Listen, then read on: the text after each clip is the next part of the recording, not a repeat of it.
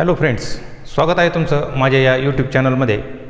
तर काल आपण कॉन्व्हर्स ऑफ टँजंट थेरम, त्यानंतर टँजंट सेगमेंट थेरम आणि त्यानंतर प्रॅक्टिस सेट 3.1 मधला पहिला प्रश्न पाहिला होता.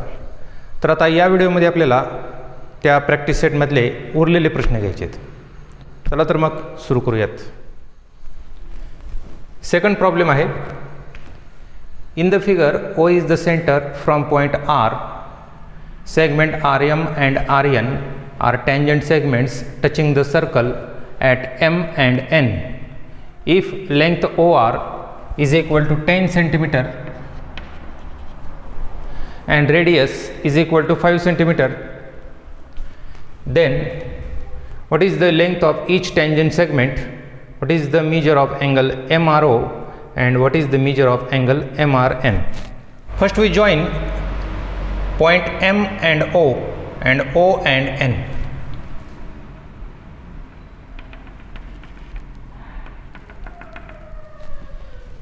बघा, सेगमेंट OM आणि ON ह्या सर्कलच्या काय आहेत? रेड डाय आहेत, बरोबर. आणि आपल्याला रेडियस किती दिलेली आहे? 5 सेंटीमीटर. म्हणजे या दोघांची लांबी 5 सेंटीमीटर असेल. Also by tangent theorem, we know that tangent is perpendicular to radius. Therefore, this angle is right angle. Also, this angle is a right angle. Now, using Pythagoras theorem, we find segment RN and segment RM. तर हे दोन्ही segment असे वेगवेगळे त्यांच्या किमती काढण्याची गरज नाही. तुम्हाला टँजंट सेगमेंट थेरम माहिती आहे की तो थेरम काय सांगतो की वर्तुळाबाहेरील बिंदूतून वर्तुळास काढलेले स्पर्शिकाखंड एकरूप असतात. That means tangent segments drawn from external point to the circle are congruent. त्यामुळे तुम्ही फक्त आर एमची किंमत काढा तर तीच व्हॅल्यू आर एनची असेल. ओके, म्हणजे तुम्हाला याच्यामध्ये पहिलं उत्तर मिळालं, what is the length of each tangent segment. यानंतर दुसरा प्रश्न बघा, what is the measure of angle MRO. या कोणाचं आपल्याला माप विचारलेलं आहे. तर तुम्ही हा वरचा ट्रायंगल विचारात घ्या.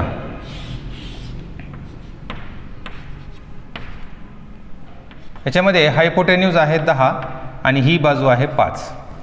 तर तुम्हाला 30, 60, 90 ट्रायंगलचा कॉन्व्हर्स पार्ट माहिती आहे. कॉन्व्हर्स ऑफ थेरम 30, 60, 90 काय सांगतो?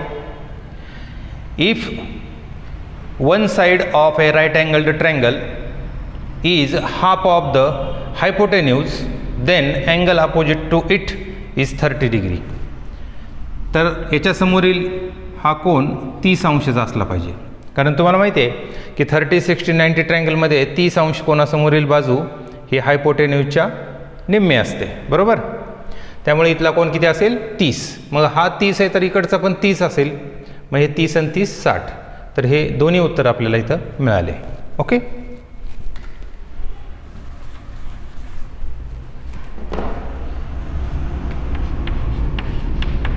join OM and ON.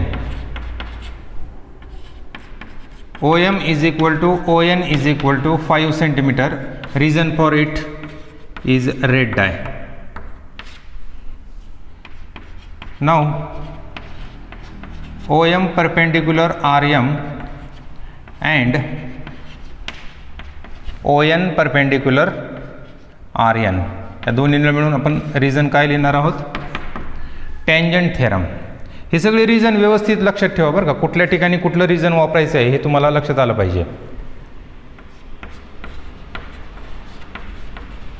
Tangent theorem.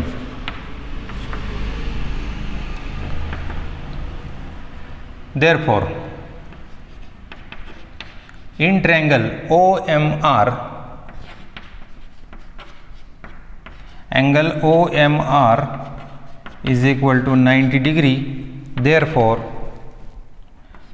by Pythagoras theorem,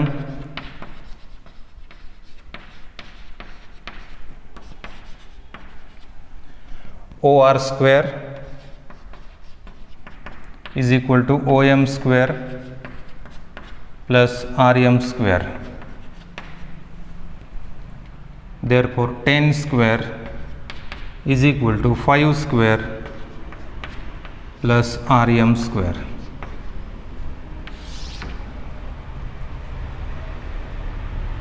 therefore हे सोडवून घ्या, 5चा वर्ग 25 डावीकडे घ्या. Therefore RM square is equal to 75.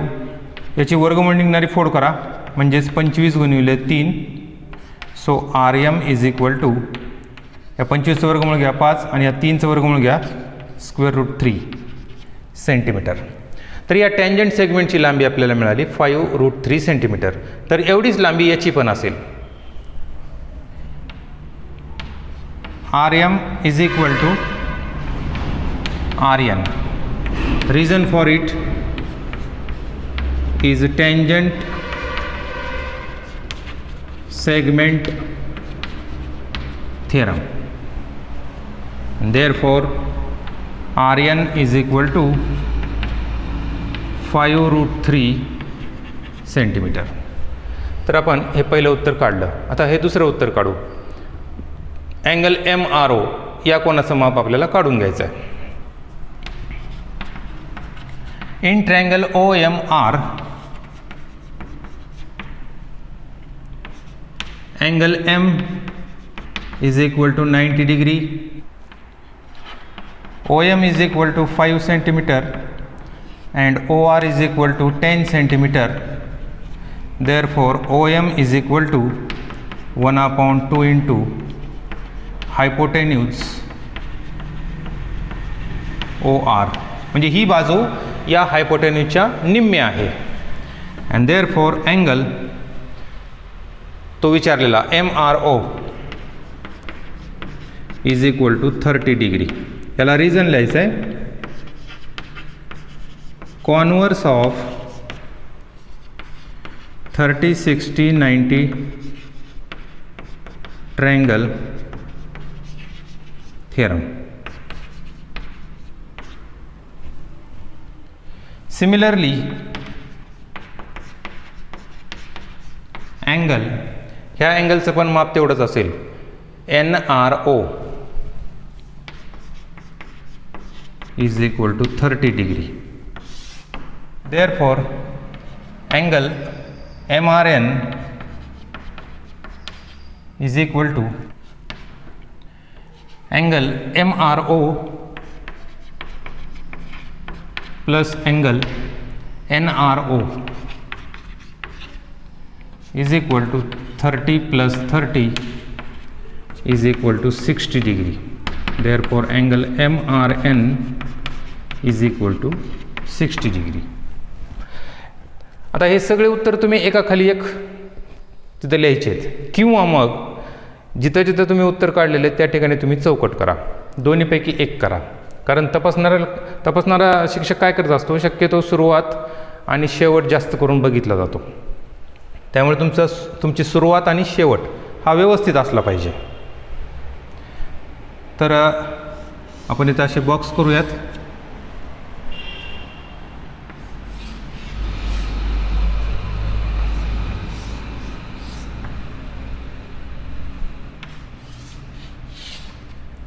Right down. बरं, मी आता तुम्हाला हे लिहिण्यासाठी जास्त वेळ देत नाही, कारण व्हिडिओ पॉज करून तुम्ही ते पाहू शकता. बरोबर. त्यामुळे विनाकारण व्हिडिओची लांबी वाढवण्यात काही अर्थ नाही. बरोबर आहे.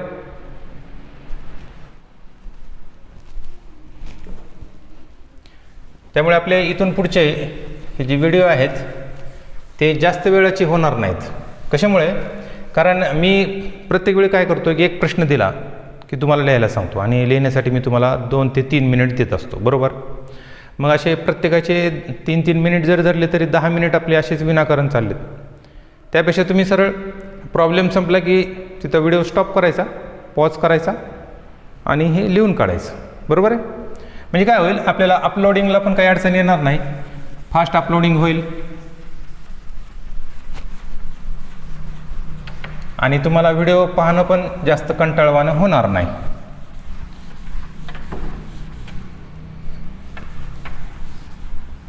नाहीतर पुन्हा तुम्ही कमी लांबीचे व्हिडिओ बनविल्यावर असं एखाद्या वेळेस म्हणताल की सर तर फक्त अर्ध्या तासाचेच व्हिडिओ टाकायला लागलेत. तर असं काही समजू नका. ॲक्च्युली ते 1 तासाचेच असणार आहेत, फक्त तुम्हाला लिहिण्यासाठी मी जास्त वेळ देणार नाही, बरोबर.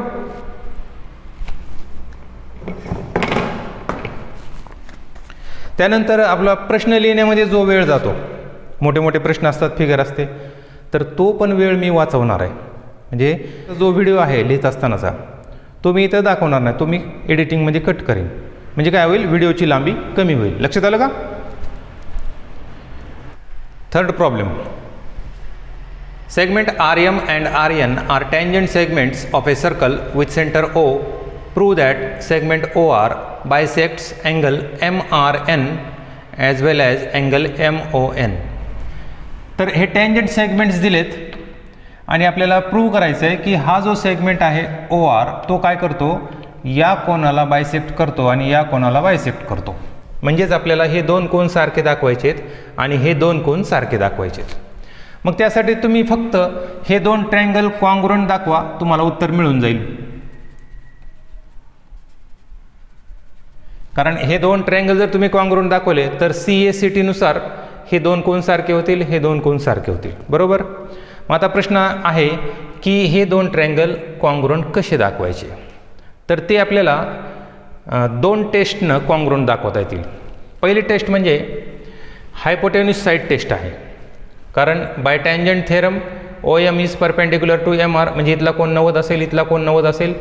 मग या दोघांमध्ये हायपोटेन्यूज OR कसा आहे, कॉमन आहे, बरोबर. आणि एक बाजू दोघांमध्ये सारखी आहे, रेड ऑफ द सर्कल. मग हायपोटेन्यूस साईड टेस्टनुसार हे 2 ट्रँगल कॉन्ग्रुएंट झाले आणि म्हणून हे 2 कोन सारखे होतील आणि हे 2 कोन सारखे होतील.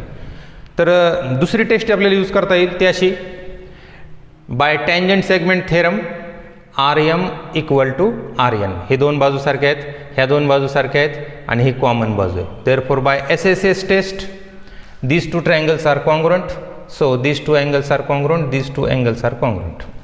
तर तुम्ही कुठली एक टेस्ट तिथं यूज करू शकता. Proof.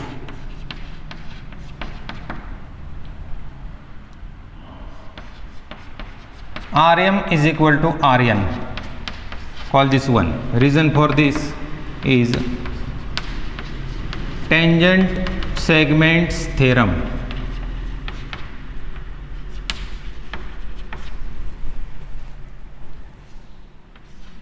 OM is equal to ON.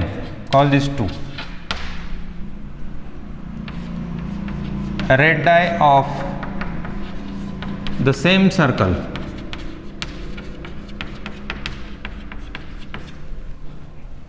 तर आता ही आपण त्या ट्रँगलमध्ये यूज करूयात. Therefore in triangle OMR and triangle ONR segment RM congruent segment RN. याला तुम्ही रिझन काय लिहिताल, फ्रॉम 1. त्यानंतर segment OM congruent segment ON from 2. Then segment OR congruent segment OR common. Therefore triangle OMR congruent triangle ONR by SSS test. Therefore angle MOR congruent angle NOR आणि पुन्हा हे 2 कोन. Therefore angle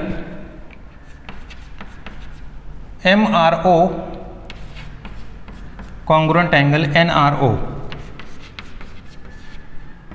and angle MOR congruent angle NOR. Reason for both is CACT, that is corresponding angles of congruent triangles, and therefore segment OR bisects angle MRN as well as angle MON. Write down.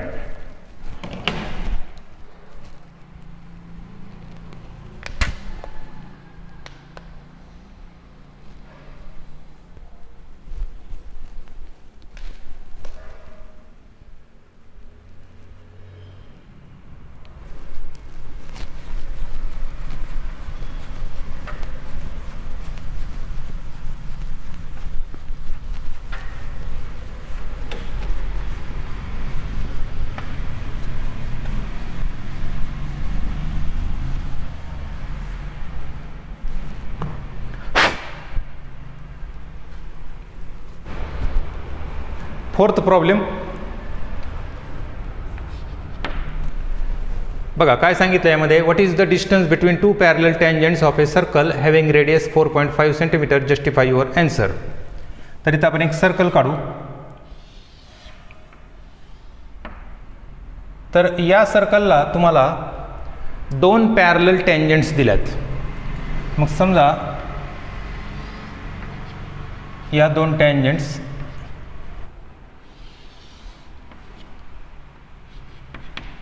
suppose line L and M are the tangents which are parallel to each other, and suppose A and B are the point of contact. Suppose O is the center. Now radius is given 4.5 centimeter and we are asked to find the distance between these two parallel lines. तर या दोन parallel lines मधलं अंतर काढायचं आहे आपल्याला. आता तुम्ही म्हणाल त्यात म्हणजे अवघड काय आहे, हे 4.5 आणि 4.5 झाले 9 सेंटीमीटर अंतर झालं उत्तर. मग नुसतं 9 सेंटीमीटर लिहायचं का? तर नाही, कारण तुम्हाला हे दाखवावं लागेल की हे 9 सेंटीमीटर कशामुळे. जर समजा हे बघा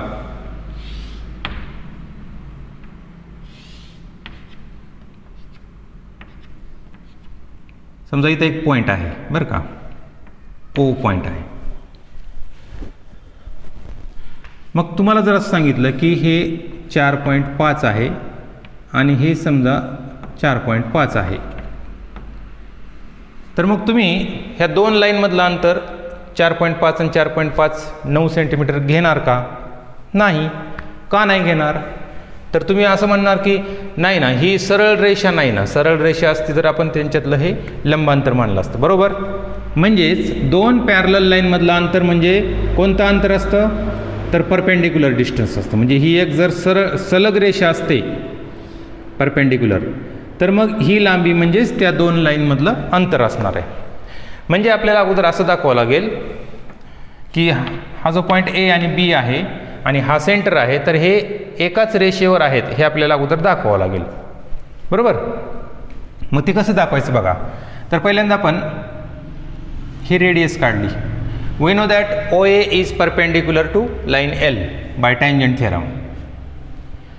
त्यानंतर ही रेडियस काढली OB, तर ही पण हिला परपेंडिक्युलर असेल. आता ह्या दोन लाईन पॅरलल आहेत, मग एकाच पॉईंटमधून त्या दोन पॅरलल लाईनला एकच परपेंडिक्युलर काढता येत असतो. Therefore A', O'B. तर आपण इथं असं लिहू गिवन, कारण ही एक स्टेटमेंट आहे म्हणून आपण याला गिवन लिहूयात. Given line L parallel line M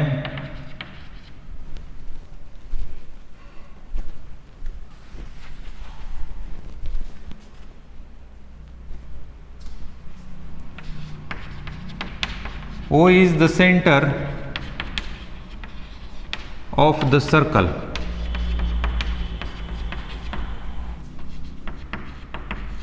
Line L and M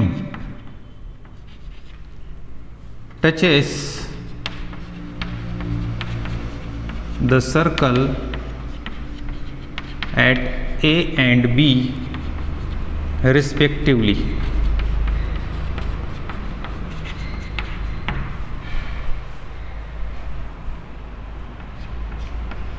To find to प्रूव्हच्या ऐवजी टू फाइंड. काय फाइंड करायचं आहे आपल्याला? तर त्यांच्यातलं अंतर. Distance between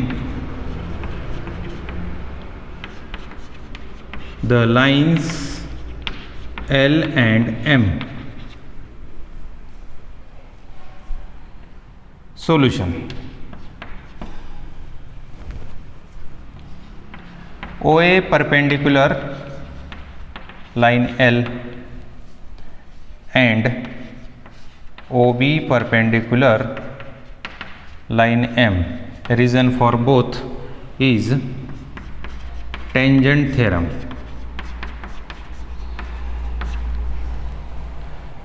Therefore, also